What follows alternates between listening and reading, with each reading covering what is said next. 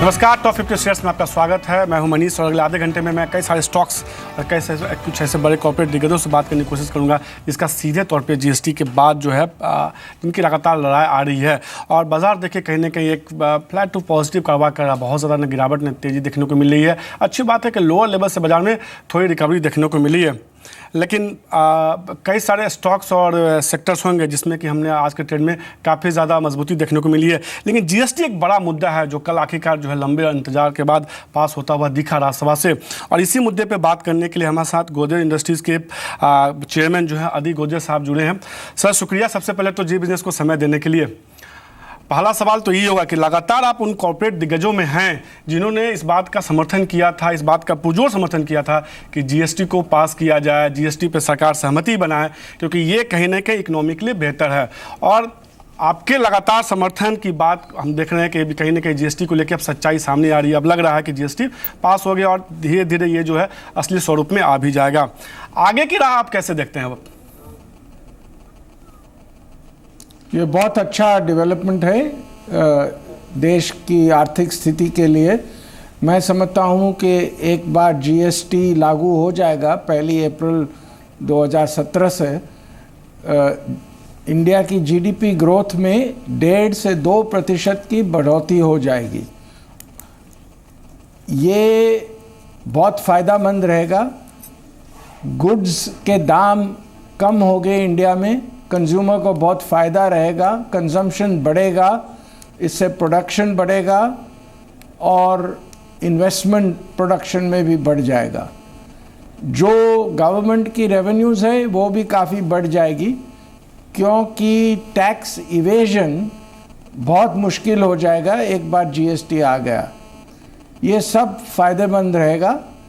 इससे मैं समझता हूँ कि अच्छी मॉनसून जो इस साल आ रही है और आशा है कि दूसरे भी 2-3 मॉनसून्स अच्छे रहेंगे क्योंकि पैसिफिक ओशन में ला नीनिया चल रही है। इससे मैं समझता दोनों देखो साथ में तो इंडिया की जीडीपी ग्रोथ डबल डिजिट में हो जा सकती है आते कोई सालों में। निश्चित रूप से तो सीधे तौर पर मानते हुए अदी गोदरेज साहब की जीडीपी ग्रोथ में जो है डबल डिजिट में ज़्यादा हो सकता है, करीब 1.5 से लेकर 2% तक उछाल देखने को मिल सकता है। सर लगातार अब चर्चा जो है दरों को लेकर है। कल हमने देखा भी था कि राज्यसभा में जब चर्चा चल रही थी तो पूर्व वित्त मंत्री पी चिदम्बरम ने कहा भी था कि जीएसटी की दरें करीब 18% के आसपास रहनी चाहिए। आपके लिहाज से आपकी क्या राय है, जीएसटी की दरें किस रेंज में रहनी चाहिए? ये रेट जितना कम रहेगा उतना फ़ायदेमंद रहेगा क्योंकि कलेक्शन अच्छे रहेंगे। जैसे मैंने कहा इवेजन बंद हो जाएगा, इससे बहुत फ़ायदा रहेगा, कलेक्शन बहुत अच्छा रहेगा और लोअर रेट से गुड्स के दाम भी घट जाएंगे, उससे कंजम्पशन बढ़ेगा, फ़ायदेमंद रहेगा। तो मैं समझता हूँ कि जो पहले डिसाइड हुआ था कि स्टैंडर्ड रेट 18% रहना चाहिए वो अच्छी सिलेक्शन है, वो अच्छा रेट है, उससे आगे बढ़ना चाहिए। सर सीधे तौर पर यह है कहने के 18% होता है तो ये माना जा रहा है कि चीज़ें थोड़ी बेहतर होती हुई दिख सकती है। खासतौर पे अब जब यह संभावना है कि जीएसटी जब लागू हो जाएगा तो कहीं ना कहीं ट्रांसपोर्टेशन पे खर्च और दूसरे खर्चे कम होंगे, टैक्स पे भी खर्च होगा। तो इस बात की गुंजाइश है कि आने वाले दिनों में कीमतें जो हैं प्रोडक्ट की घटेंगी, ऐसा कि आप कह भी रहे हैं। क्या आपको लगता है कि जब कीमतें घटेंगी तो ग्राहकों को भी आप लोग पास ऑन करते हुए दिखेंगे? हाँ ज़रूर, पास ऑन ज़रूर होगा, उससे कंजम्पशन भी बढ़ेगा, प्रोडक्शन भी बढ़ेगा और आपने जैसे कहा logistics cost, warehousing cost सब कम हो जाएंगे, बहुत फ़ायदा रहेगा और मैं समझता हूँ कि देश की आर्थिक स्थिति में बहुत फ़ायदा रहेगा। सर जिस तरह से आपने कहा कि ग्रोथ में खासतौर पे एक अच्छा खासा उछाल देखने को मिलेगा, लेकिन एक चिंता ये भी जताई जा रही है कि शॉर्ट टर्म में कहीं ना कहीं महंगाई में थोड़ी बढ़ोतरी देखने को मिल सकती है। तो अगर सिक्के के दोनों पहलू को देखें तो क्या आपको लगता है कि शॉर्ट टर्म में महंगाई में थोड़ी बढ़ोतरी देखने को मिल सकती है और कितनी महंगाई अपने हिसाब से बढ़ती हुई दिख सकती है?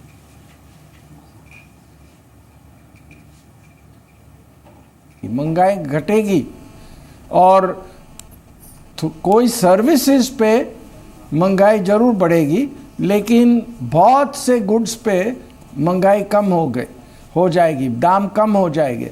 तो ओवरऑल इन्फ्लेशन पे काफ़ी नेगेटिव इफ़ेक्ट रहेगा, इन्फ्लेशन कम रहेगा, उससे भी देश को बहुत फ़ायदा रहेगा। सर जैसा कि आपने कहा कि FY 17 तक आपको उम्मीद है कि पास हो जाएगी, हालांकि अभी राज्यसभा से पास हुआ, फिर ये राज्यों में की विधानसभाओं से 15 राज्यों की विधानसभाओं से पास होगा, फिर GST काउंसिल गठित होगी। तो क्या आपको भरोसा है कि FY 17 से कहीं ना कहीं GST पूरी तरह से पास हो जाए, लागू हो जाएगा? जरूर, क्योंकि ये जो बाकी जो लेजिस्लेटिव प्रोसीजर्स है उस पर सहमति है, जरूर हो जाएगा और उसमें मैं कुछ भी मुश्किल नहीं देख रहा हूँ। एक बड़ा सवाल और भी है सर, कहीं ना कहीं GST के अलावा खासतौर पे जिस सेगमेंट से कंपनी जुड़ी हुई है आपकी, मानसून का हमने देखा है कि प्रदर्शन काफ़ी ज़्यादा बेहतर देखने को मिला है। आपको लगता है कि मानसून जिस तरह से चल रहा है, आने वाले दिनों में कहीं ना कहीं सेगमेंट में, कंज्यूमर ड्यूरेबल जैसे सेगमेंट में, उसमें एक बेहतर ग्रोथ देखने को मिल सकता है? जरूर, मानसून बहुत अच्छी तरह फैल रहा है और मैं समझता हूँ कि रूरल डिमांड काफ़ी बढ़ेगा, रूरल इकोनॉमी अच्छी रहेगी और जो पैसिफिक ओशन में ला निनिया का जो इफ़ेक्ट है उससे शायद 3-4 अच्छे मानसून आते सालों में देख सकते हैं।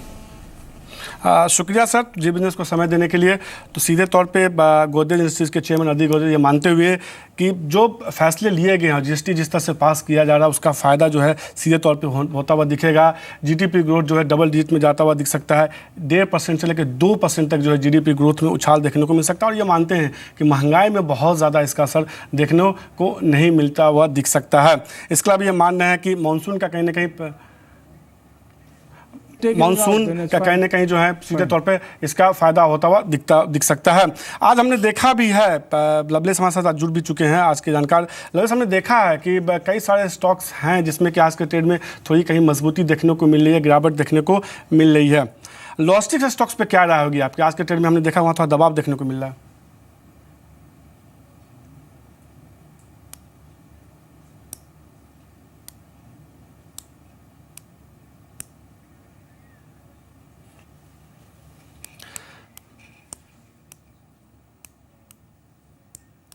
हमारे साथ अदिति गोदरेज अभी हमारे साथ अदिति गोदरेज भी बने हुए।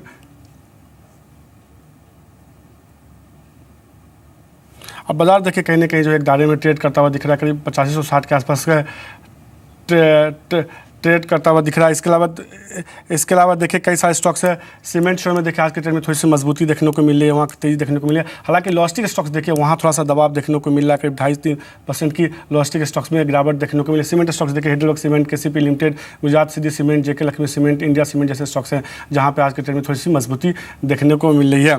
इसके अलावा आज के ट्रेड में देखिए ऑटो ऐसे स्टॉक्स देखिए वहाँ भी थोड़ी खरीद। पेंट शेयरों के लिए कहीं ना कहीं ये पॉजिटिव ट्रिगर के तौर पर GST, एशियन पेंट, कंसाइन नेरोलैक, बर्जर पेंट जैसे स्टॉक्स हैं जहाँ पे आज के ट्रेड में थोड़ी सी हम देख रहे हैं। खासतौर पे 2 पेंट स्टॉक्स देखिए वहाँ एक अच्छी मजबूती देखने को मिले। ऑटो एंड सर्विस स्टॉक्स में कहीं ना कहीं GST एक पॉजिटिव है पूरे ऑटो सेक्टर के लिए और हम देख रहे हैं कि ऑटो सर्विस स्टॉक्स देखिए वहाँ एक अच्छी मजबूती देखने को मिली।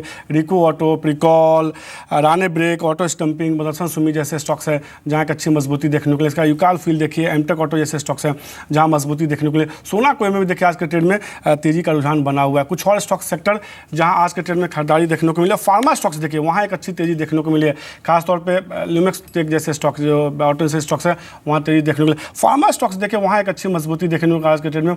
मंगलम ड्रग्स, इप्का लैब, सन फार्मा एडवांस, सन फार्मा, अरबिंदो फार्मा जैसे स्टॉक्स है। कैडिला हेल्थ केयर जैसे स्टॉक्स है जहाँ मजबूती देखने को मिली है। ब्रुक्स लैब जैसे स्टॉक्स है वहाँ देखिए अच्छी मजबूती देखने को मिली। लवलेस, जिस तरह से हमने देखा है खासतौर पर आज के ट्रेड में कि लॉजिस्टिक स्टॉक्स में काफ़ी ज़्यादा उतार चढ़ाव देखने को मिला। सुबह मजबूत खिले, बाद में तेज गिरावट देखने को मिल रही है। लॉजिस्टिक स्टॉक्स में कहीं ना कहीं GST का ट्रिगर है, क्या राय होगी आपकी?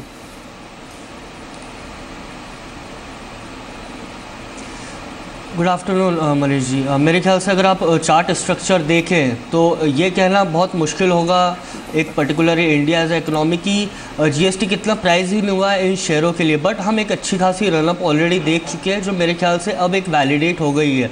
पिछले 6 महीने से रनअप देख रहे थे। गति मेरे ख्याल से शॉर्ट टर्म में आप देखें तो चार्ट पे एक टॉप आउट हो चुका है। मंथली इसका स्विंग देखें तो एक रेजिस्टेंस है मेरे ख्याल से इसमें अभी नीचे में 161, 162 तक के 161, 162 तक के इसमें एक करेक्शन हो सकता है जो ओवरड्यू है। ऊपर में शॉर्ट टर्म में 178 एक क्रूशल रेजिस्टेंस है। आप जिसका एक स्टॉप लॉस लगकर इनमें अगर कोई बना हुआ है तो प्रॉफिट बुक करें या सेल ऑन राइज की स्ट्रैटेजी रखें। आप तो कहीं ना कहीं सेल ऑन राइज की बात करके चला लवलेस आज हमने देखा है कि ऑटो इंश्योरेंस स्टॉक्स देखे वहाँ एक अच्छी मजबूती देखने को मिली, खासतौर के ऑटो इंश्योरेंस स्टॉक्स देखिए, रिको ऑटो, प्रिकॉल जैसे स्टॉक्स है जहाँ आज के ट्रेड में एक अच्छी मजबूती देखने को मिल रही है। ऑटो सेक्टर को कहीं ना कहीं जीएसटी का सीधे तौर पर फायदा होता हुआ दिखेगा और इस बात से हम देख रहे हैं कि पूरे ऑटो इंश्योरेंस स्टॉक्स में तेजी देखने को मिल रही है।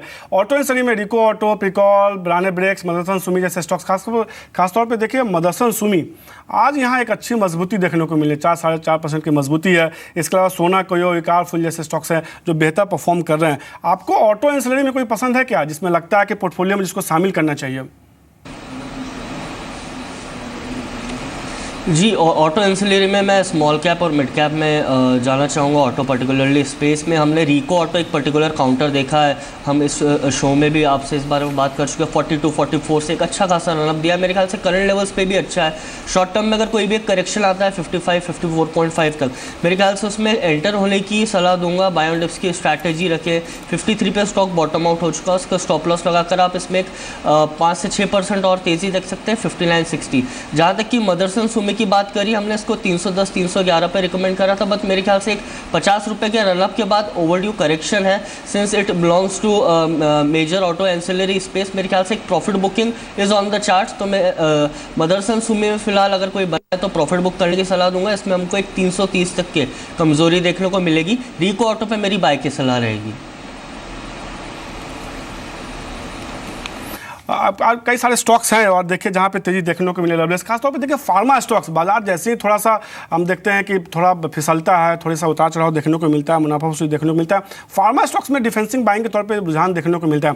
आज देखिए Cadila, brooks lab, नेटको pharma, seven Biocon जैसे स्टॉक्स में एक अच्छी मजबूती देखने को मिल रही है। इप्का लैब, सन फार्मा एडवांस, सन फार्मा, अरबिंदो फार्मा जैसे स्टॉक्स है जहाँ पे एक अच्छी मजबूती देखने को मिल रही है।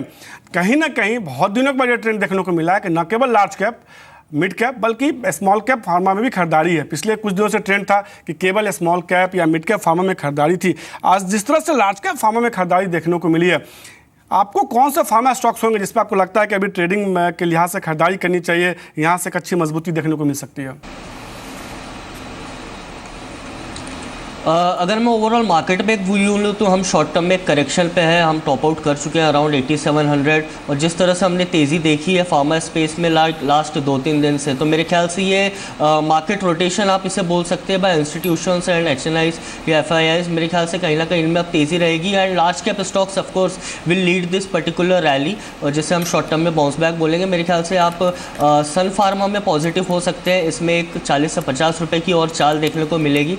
नीचे में स्टॉक काफ़ी अच्छे लेवल्स पे बॉटम आउट हो चुका है 835 और डबल टॉप ब्रेकआउट भी है। मेरे ख्याल से सन फार्मा में आप बाय ऑन डिप्स की सलाह लेकर आगे रणनीति रखें। दूसरा मेरा काउंटर रहेगा बायोकॉन। इसमें जो ओवरड्यू करेक्शन था एक हो चुका है, स्टॉक ने 780-770 लेवल्स पे स्ट्रॉन्ग सपोर्ट बनाया है। मेरे ख्याल से कंजर्वेटिव टारगेट इसमें 940 रहेगा। अगर कोई थोड़ा सा लंबा निवेश का नज़रिया रखे तो ये स्टॉक 4 डिजिट्स में हमको देखने को मिलेगा 1 से 2 महीने में। तो कहीं ना कहीं सन फार्मा में हमको लगता है लवलेस को काफ़ी अच्छी तेजी देखने को मिल सकती है। बाय ऑन डिप्स की स्ट्रेटजी अपनाइए, तेजी देखने को मिल सकता है। अभी भी शेयर देखिए दिन के ऊपरी के स्तर के आसपास ट्रेड करा। इसके अलावा सन फार्मा एडवांस देखिए, सन फार्मा एडवांस में भी आज के ट्रेड में एक अच्छी मजबूती देखने को मिल रही है। सन फार्मा की सब्सिडी कंपनी है और आज इस शेयर देखिए ये भी करीब दिन के ऊपरी स्तर के आसपास से पहुँचने की कोशिश कर रहा है सन फार्मा एडवांस। हमने एक सेक्टर और देखा है जिसमें लवलेस पिछले कुछ दिनों से सन फार्मा एडवांस दिन के ऊपरी स्तर के आसपास एक अच्छी मजबूती दिखाता हुआ करीब 2% की मजबूती के साथ कारोबार कर रहा है। हमने एक ट्रेंड देखा है खासतौर पर पेंट शेयरों में, देखिए पिछले कुछ दिनों से लगातार तेजी देखने को मिली है। Asian Paint all time high के आसपास ट्रेड करा, हालांकि आज थोड़ी मुनाफा वसूली है, लेकिन कंसाई, नेरोलैक, बर्जर पेंट जैसे स्टॉक्स देखिए जिसमें मजबूती है। खासतौर पर पेंट कंपनियों के नतीजे भी बेहतर देखने को मिले। बर्जर पेंट के हमने देखे नतीजे बेहतर आए हैं। जीएसटी का ट्रिगर कहीं ना कहीं इन कंपनियों के लिए बेहद पॉजिटिव है। पेंट शेयरों में चूँकि कम कंपनियां लिस्टेड हैं, आपको इसमें से कौन सा ऐसा शेयर होगा जिसमें आपको लगता है कि इसमें खरीदारी करनी चाहिए, बेहतर कमाई के मौके हो सकते हैं?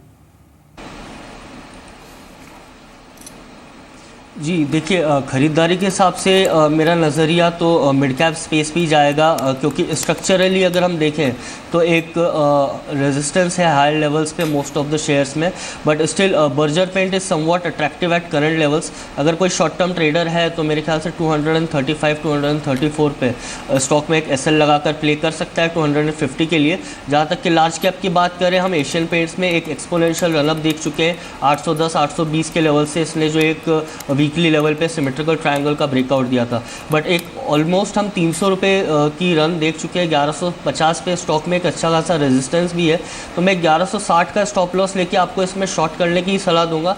ये एक स्विंग ट्रेड रहेगा और नीचे में 1080 मेरा मोमेंटम ट्रेडर्स के लिए सलाह रहेगी। लंबा कोई निवेश करना चाहता है तो ऑफकोर्स इनमें आने वाले 2-3 महीने में तेज़ी रहेगी, बट शॉर्ट टर्म में एक प्रॉफिट बुकिंग देखने को मिल सकती है। तो कहीं ना कहीं एशियन पेंट में थोड़ी शॉर्ट टर्म में प्रॉफिट बुकिंग देखने को मिल सकता है। हालांकि देखिए पेंट स्टॉक एशियन पेंट दिन के निचले स्तर के आसपास है, लेकिन कंसाइन देखिए और बजरंग पेंट जैसे स्टॉक्स देखिए वो कहीं दिन के ऊपरी स्तर के आसपास ट्रेड करा।